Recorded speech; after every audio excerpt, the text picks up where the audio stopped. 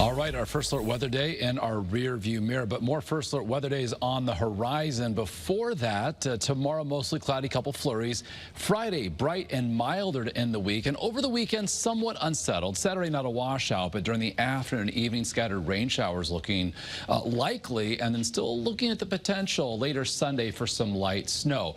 Beyond the weekend, the coldest air of the season will be arriving. Eventually, wind chill values back to near, if not below, zero as we head into Monday and Tuesday of next week. So initially, the wind will push those wind chill values to near, if not below zero, say Monday night, early Tuesday. And then Tuesday night into early Wednesday, as the wind begins to subside, the air temperature itself will drop perhaps into the 0 to 5 degree range. Much more on that, of course, in the days ahead.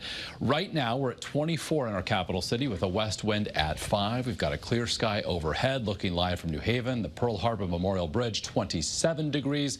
So we've made it into the upper teens throughout western Connecticut as well as in Putnam, 24 Meriden, 22 Windsor Locks, 23 in Groton. But the silver lining here is that the wind has come down in intensity big time. In fact, calm in a few spots across our state. So when the wind is still up, even just a bit, say 3 to 8 miles an hour, it is going to make current temperatures feel several degrees colder, but nothing to the extreme that we had early, say, this morning for comparison, as we head into early tomorrow morning. So across the region, not a whole lot happening. Some scattered lake-enhanced snow showers, but that is basically it well to our west. So overnight tonight, under mainly clear sky, temperatures bottom out in the mid and upper teens inland, close to 20 along the shoreline. And with that diminishing wind tomorrow morning, again, not a notable wind chill. We'll start our Thursday with sunshine. Cloud cover increases as the day moves forward. We've got a weak boundary off to our west, a push of some milder air. So as that heads in our direction, the cloud cover lowers and thickens. Some spotty late day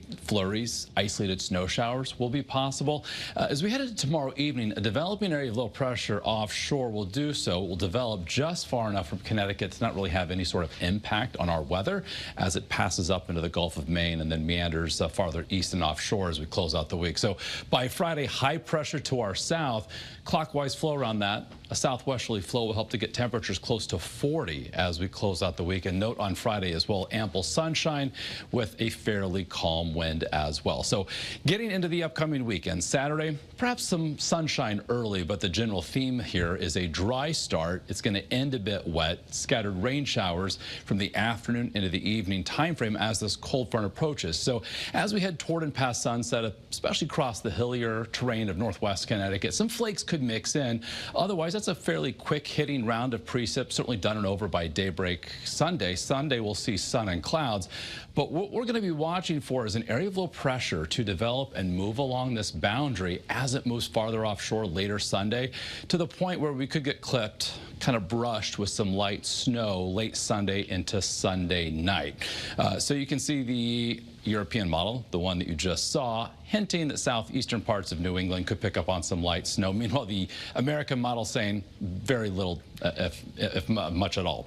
So in the meantime, snowfall deficits will continue to grow over a foot for Hartford, over 7 inches for Bridgeport. So on our first alert 7-day forecast, the weekend starts mild, ends colder. MLK Junior Monday, breezy highs in the 20s, eventually single-digit lows into the middle part of next week. Highs Tuesday in the upper teens and low 20s, and then we start to rebound during the second half of the week.